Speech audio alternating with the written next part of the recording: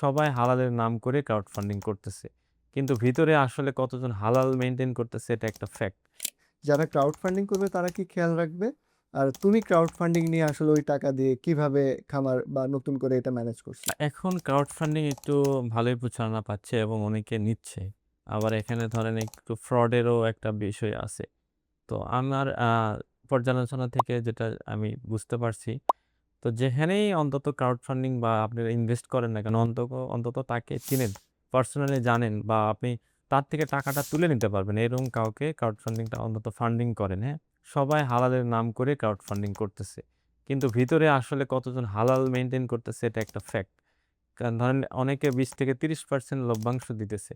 হ্যাঁ? এবং বাৎসরিক এটা বলে দিচ্ছে। তো ফার্স্ট এর দিকে কেউ যদি বলতে পারে যে আমি এত পার্সেন্ট দিব, তাহলে এখানে তো ফার্স্ট এই সুদ জড়িত।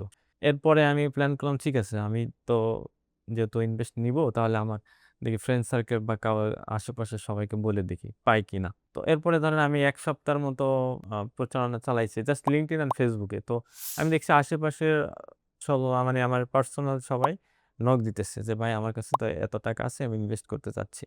ঠিক আছে, তাদের সাথে একটা এগ্রিমেন্ট কপি আছে আমার। A to Z সবকিছু কিভাবে ম্যানেজমেন্ট হবে।